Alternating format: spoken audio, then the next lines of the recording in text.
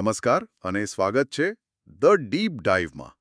ઘણીવાર એવું લાગે છે નહીં કે શેર બજાર એટલે કાં તો નસીબ અજમાવવાની જગ્યા અથવા તો સતત ચિંતામાં રહેવાનું સ્થળ.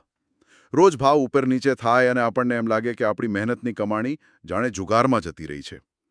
પણ શું રોકાણ કરવાની કોઈ એવી રીત હોઈ શકે જે શાંતિ આપે, લાંબા ગાળે ખરેખર સંપત્તિ બનાવી શકે? આ સવાલ ઘણા લોકોના મનમાં હોય છે. બરાબર. અને આનો જવાબ શોધવા જ આજે આપણે એક એવા ક્લાસિક પુસ્તકની ઊંડાણપૂર્વક વાત કરવાના છીએ જેને વોરન બફેટ જેવા દિગ્ગજ રોકાણકારે પણ કહ્યું છે કે રોકાણ પર લખાયેલું અત્યાર સુધીનું શ્રેષ્ઠ પુસ્તક. હા, ધી ઇન્ટેલિજન્ટ ઇન્વેસ્ટર, બેન્જામિન ગ્રેહામનું પુસ્તક. એ જ. આજે આપણે એના મૂળ સિદ્ધાંતોને જરા વિગતે ચર્ચા કરીશું.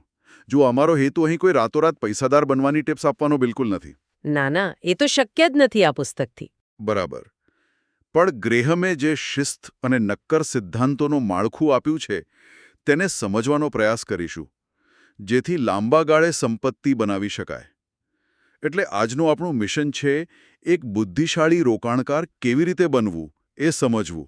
તો શું ખરેખર બજારની આટલી બધી અસ્થિરતા વચ્ચે શાંતિથી રોકાણ કરવું શક્ય છે? ગ્રેહમ શું કહે છે આ વિશે? બિલકુલ શક્ય છે. અને એ જ તો ગ્રેહેમના સિદ્ધાંતોની ખાસિયત છે.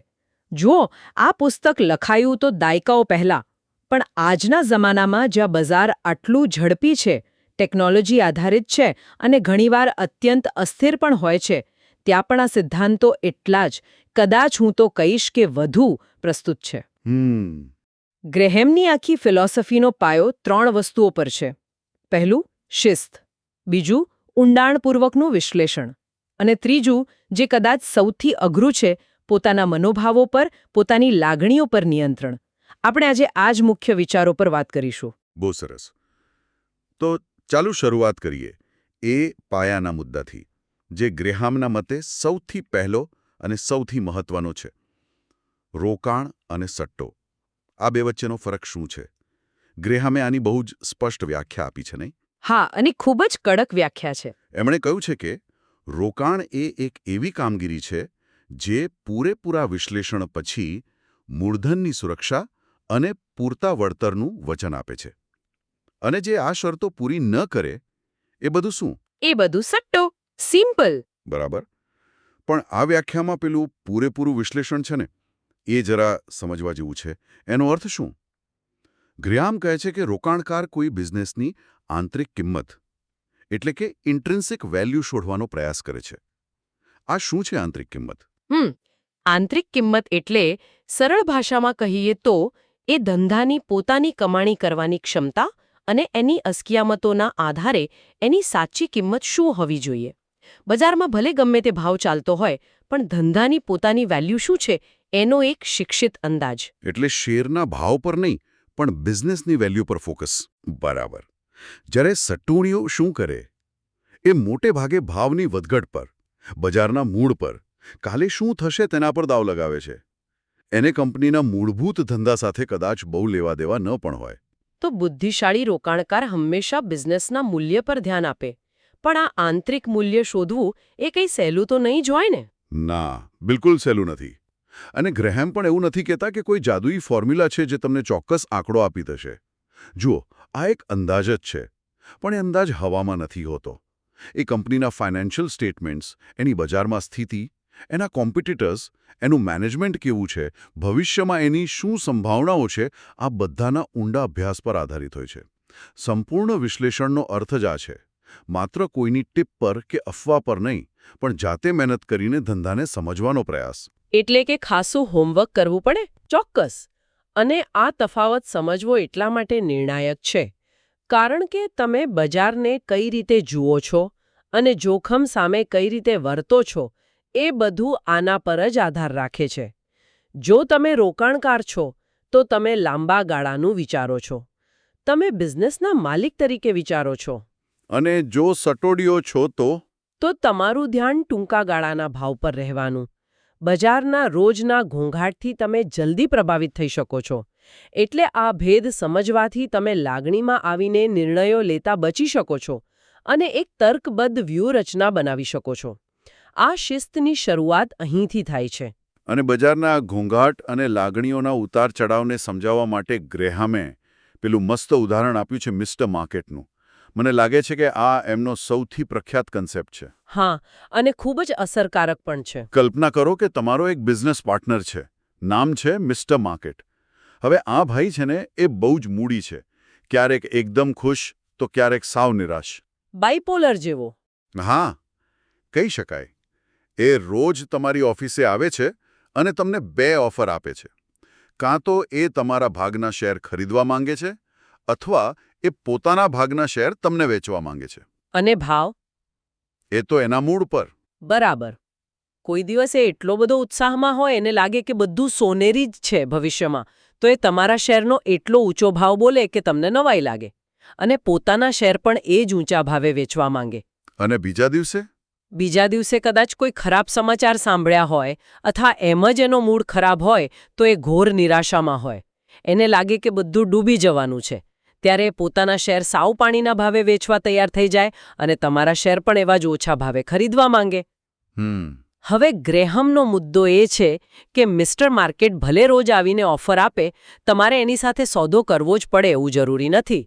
જો તમને એનો ભાવ યોગ્ય ન લાગે તો તમે એને સાંભળીને અવગણી શકો છો.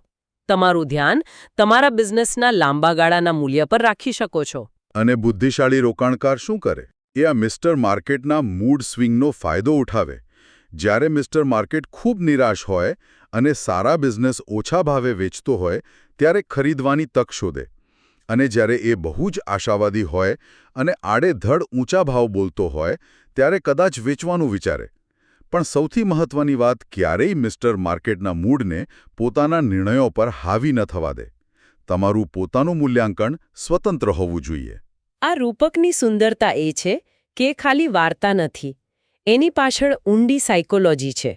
જો આ મિસ્ટર માર્કેટ બીજું કોઈ નહીં પણ શેર બજારમાં રહેલા લાખો લોકોના સામૂહિક વર્તનનું જ પ્રતિબિંબ છે. એમના ડર અને લોભનું પ્રતિબિંબ. એટલે બજાર અતાર્કિક રીતે વર્તે છે, કારણ કે આપણે માણસો લાગણીશીલ છીએ. બરાબર. જ્યારે બધા ડરેલા હોય ત્યારે ભાવ જરૂર કરતાં વધુ તૂટી જાય, અને જ્યારે બધા લોભી બને ત્યારે ભાવ આસમાને પહોંચી જાય, વાસ્તવિકતાથી દૂર. મિસ્ટર માર્કેટ આપણને યાદ કરાવે છે કે બજારના મૂળ પાછળ દોડવાને બદલે આપણે કંપનીની ખરી કિંમત જોઈને સ્વતંત્ર રીતે વિચારવું જોઈએ. દાખલા તરીકે, માર્કેટ 10% તૂટે તો મોટાભાગના લોકો શું કરશે? ગભરાઈને વેચવા લાગશે કારણ કે મિસ્ટર માર્કેટ નિરાશ છે. પણ બુદ્ધિશાળી રોકાણકાર શું પૂછશે? એ પૂછશે કે શું આ ઘટાડાથી મારી કંપનીઓના મૂળભૂત ધંધામાં કોઈ ફરક પડ્યો છે? જો જવાબ ના હોય તો આ ગભરાટ કદાચ ખરીદવાની તક પણ હોઈ શકે છે. આ રૂપક આપણને લાગણીઓને બાજુ પર રાખીને તર્કથી વિચારવામાં મદદ કરે છે, અને સફળ રોકાણ માટે આ બહુ જ જરૂરી છે. અને આ મિસ્ટર માર્કેટના ભાવનાત્મક ઉતાર ચઢાવ સામે અને આપણા પોતાના વિશ્લેષણમાં કદાચ કોઈ ભૂલ રહી જાય એની સામે બચવા માટે ગ્રેહામે પેલો બીજો જબરદસ્ત કન્સેપ્ટ આપ્યો, માર્જિન ઓફ સેફટી, એટલે કે સુરક્ષાનો ગાળો. હા, એને તો ગ્રેહામ રોકાણનો ગુપ્ત મંત્ર કહે છે, માર્જિન ઓફ સેફટી. આ 3 શબ્દો. અને ખરેખર આ રોકાણ જગતના સૌથી શક્તિશાળી અને વ્યવહારુ વિચારોમાંનો એક છે. એકદમ સરળ ભાષામાં કહીએ તો માર્જિન ઓફ સેફટી એટલે શું? તમે જે વસ્તુ ખરીદો છો એની આંતરિક કિંમત, જે તમે અંદાજી છે, અને તમે જે ભાવે ખરીદો છો એ બે વચ્ચેનો તફાવત. પેલું ગ્રેહામનું પ્રખ્યાત ઉદાહરણ, $1ની કિંમતનો બિઝનેસ 50 સેન્ટમાં ખરીદવો. હા, હવે એનો મતલબ એવો નથી કે હંમેશા 50% ડિસ્કાઉન્ટ જ મળે, પણ સિદ્ધાંત એ છે કે હંમેશા આંતરિક કિંમત કરતાં ઠીક ઓછા ભાવે ખરીદવાનો પ્રયત્ન કરવો. આનો ફાયદો શું? આ એક પ્રકારની વીમા પોલિસી જેવું છે. તમારા નિર્ણયમાં કદાચ ભૂલ થઈ હોય, ભવિષ્યમાં કોઈ અણધારી મુશ્કેલી આવે કે પછી નસીબ થોડું ખરાબ નીકળે, આ બધા સામે તમને થોડું રક્ષણ મળે છે. એટલે જો આપણો આંતરિક કિંમતનો અંદાજ થોડો વધુ પડતો આશાવાદી પણ હોય તો પણ પેલો ગાળો આપણને મોટા નુકસાનથી બચાવી શકે છે. બરાબર કહ્યું. અને માર્જિન ઓફ સેફટી ખાલી રક્ષણ નથી, એ જોખમ ઘટાડવાનું સાધન છે અને એક પ્રકારની શિસ્ત પણ લાવે છે. કેમ કામ કરે છે? કારણ કે ભવિષ્ય કોઈએ જોયું નથી. તમે ગમે તેટલું વિશ્લેષણ કરો, બધું જાણી શકતા નથી અને ધારણાઓ ખોટી પડી શકે છે. આ માર્જિન ઓફ સેફટી ભૂલો માટે એક બફર કે કુશન જેવું કામ કરે છે. જ્યારે તમે કોઈ વસ્તુ એની કિંમત કરતાં સારી એવી નીચે ખરીદો ત્યારે નુકસાનની શક્યતા ઘટી જાય છે અને જો તમારો અંદાજ સાચો પડે તો નફાની શક્યતા વધી જાય છે. પણ અહીં એક વાત સમજવી જરૂરી છે, નહીં? માર્જિન ઓફ સેફટીનો મતલબ એવો તો નથી કે ખાલી સસ્તી દેખાતી વસ્તુ લઈ લેવી. ના, બિલકુલ નહીં. આ બહુ મહત્વનો મુદ્દો છે. સસ્તું અને ઓછી કિંમતનું એ બેમાં ફરક છે. માર્જિન ઓફ સેફટી એટલે ગુણવત્તાને વાજબી કે ઓછી કિંમતે ખરીદવી. માત્ર કચરો સસ્તા ભાવે ખરીદવાનો કોઈ અર્થ નથી. અને આના માટે શું જોઈએ? ધીરજ. ધીરજ. હા, કારણ કે બજાર તમને રોજ આવી આકર્ષક તકો થાળીમાં પીરસી નથી દેતું. આ સિદ્ધાંત તમને સારી તકની રાહ જોતા શીખવે છે. પેલી સતત કંઈક ને કંઈક ખરીદ વેચ કરવાની લાલચથી બચાવે છે. એટલે આ સમજદારી, ધીરજ અને મોટી ભૂલો ટાળવાની વૃત્તિ સાથે જોડાયેલું છે. આ વાત પરથી મને એક પ્રશ્ન થાય છે. અત્યારના બજારમાં જ્યાં માહિતી આટલી ઝડપથી ફેલાય છે, કોમ્પિટિશન આટલું બધું છે, ત્યાં શું ખરેખર આવી માર્જિન ઓફ સેફટીવાળી તકો શોધવી શક્ય છે? એવું નથી લાગતું કે સારી કંપનીઓના શેર ક્યારેય સસ્તા મળતા જ નથી? સસ્તા સોદા મળતા હતા એટલા હવે ન મળતા હોય. પણ જુઓ, માર્જિન ઓફ સેફટી એ કોઈ ચોક્કસ આંકડો નથી, એ સાપેક્ષ છે. એટલે કે 50% ડિસ્કાઉન્ટ જ હોવું જરૂરી નથી.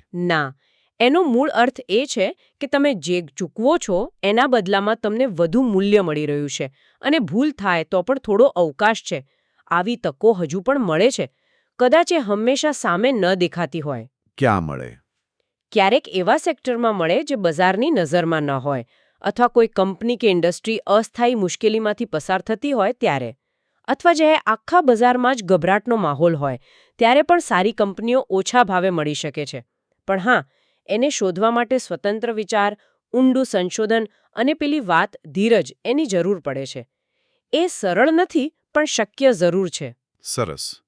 આ ચર્ચા પરથી એ તો સ્પષ્ટ થાય છે કે ગ્રેહામનો રસ્તો દરેક માટે એક સરખો નથી, કારણ કે બધાનો સ્વભાવો, પરિસ્થિતિ, રોકાણ માટે ફાળવી શકાતો સમય બધું અલગ અલગ હોય છે. બરાબર. અને આ જ વાત ધ્યાનમાં રાખીને ગ્રેહેમે રોકાણકારોને બે મુખ્ય પ્રકારમાં વહેંચ્યા છે. એક છે રક્ષણાત્મક રોકાણકાર, એટલે કે ડિફેન્સિવ ઇન્વેસ્ટર, અને બીજો છે સાહસિક રોકાણકાર, એટલે કે એન્ટરપ્રાઇઝિંગ ઇન્વેસ્ટર. આ સમજવું બહુ જ જરૂરી છે, કારણ કે તમારી સ્ટ્રેટેજી આના પરથી નક્કી થવી જોઈએ. હા, પોતાને ઓળખવા ખૂબ જરૂરી છે. તો પહેલા રક્ષણાત્મક રોકાણકારની વાત કરીએ. આ કોણ છે? આ એ વ્યક્તિ છે જેનો મુખ્ય હેતુ મોટી ભૂલો ટાળવાનો અને મોટું નુકસાન ન થાય એ જોવાનો છે. એમને કદાચ રોકાણ માટે બહુ સમય નથી અથવા ઊંડા સંશોધનમાં ઉતરવાની ઈચ્છા કે આવડત નથી. એમને એવો પોર્ટફોલિયો જોઈએ જેમાં ઓછામાં ઓછી માથાકૂટ હોય. સરળ અને સુરક્ષિત. હા, આવા રોકાણકાર માટે ગ્રેહેમ શું સૂચવે છે? એકદમ સરળ, લગભગ યાંત્રિક જેવું અભિગમ. પહેલું, વૈવિધ્યીકરણ એટલે કે ડાયવર્સિફિકેશન. સ્ટોક્સ અને સારી ક્વોલિટીના બોન્ડ્સ વચ્ચે પૈસા વહેંચી દો. ક્લાસિક સલાહ 50-50ની છે, પણ ગ્રેહેમ કહે છે કે બજારના મૂલ્યાંકન પ્રમાણે આ રેશિયો 25%થી 75% વચ્ચે બદલી શકાય.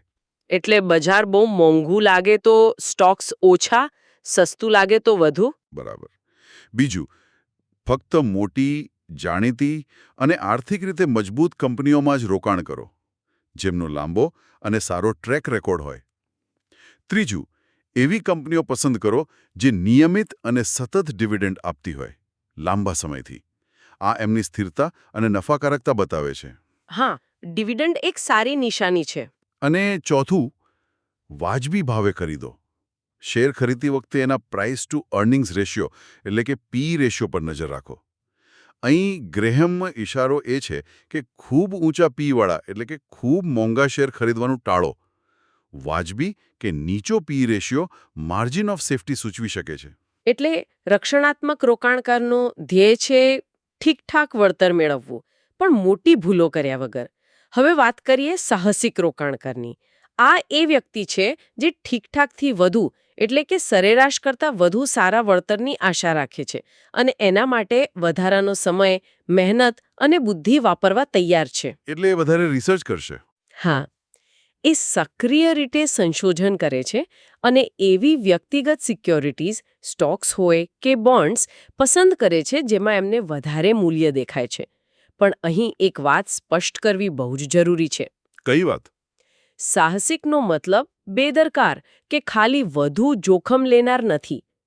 ગ્રેહામના મતે સાહસિક રોકાણકાર વધુ સ્માર્ટ રિસ્ક લે છે, સટ્ટો નથી કરતો. એ એવી તકો શોધે છે જે સામાન્ય રીતે બજારની નજરમાં ન હોય અથવા અત્યારે કોઈ કારણસર આઉટ ઓફ ફેવર હોય. જેમ કે? કદાચ નાની કંપનીઓ હોય જેનું વિશ્લેષણ ઓછા લોકો કરતા હોય, અથવા મોટી કંપનીઓ પણ જે કોઈ ખરાબ સમાચારને કારણે અસ્થાયી રૂપે સસ્તી થઈ ગઈ હોય, અથવા કોઈ ખાસ પ્રકારના બોન્ડ્સ કે પ્રેફર્ડ સ્ટોક્સ. એટલે કે જ્યાં ભીડ નથી જતી ત્યાં જોવાની વૃત્તિ. કહી શકાય. પણ અને આ સૌથી અગત્યનું છે, સાહસિક રોકાણકારે પણ પેલા મૂળભૂત સિદ્ધાંતો, સંપૂર્ણ વિશ્લેષણ અને માર્જિન ઓફ સેફટીનું પાલન તો રક્ષણાત્મક રોકાણ કરતાં પણ વધુ કડકાઈથી કરવું પડે છે. કેમ માટે? એ જ કે તમારી પાસે રોકાણ માટે કેટલો સમય છે, કેટલું જ્ઞાન છે, તમારી રુચિ કેટલી છે અને સૌથી મહત્વનું, તમારો સ્વભાવ કેવો છે. શું તમે બજારના ઉતાર-ચઢાવ સહન કરી શકો છો? શું તમે ભીડથી અલગ વિચારી શકો છો? આ સવાલોના જવાબ તમને નક્કી કરવામાં મદદ કરશે કે તમારે ડિફેન્સિવ રસ્તો લેવો છે કે એન્ટરપ્રાઇઝિંગ. બહુ સરસ. તો આટલી બધી ચર્ચા પછી જો આપણે આ બધાનું સાર કાઢવો હોય તો ધ ઇન્ટેલિજન્ટ ઇન્વેસ્ટરમાંથી કયા મુખ્ય પાઠ, કયા કી ટેકઅવેઝ આપણે લઈ શકીએ જે આપણને આપણી નાણાકીય સફરમાં મદદરૂપ થાય? મુખ્ય મુદ્દાઓ. પહેલું અને કદાચ સૌથી મહત્વનું, તમારી જાતને ઓળખો. પ્રામાણિકપણે નક્કી કરો કે તમે રક્ષણાત્મક રોકાણકાર છો કે સાહસિક.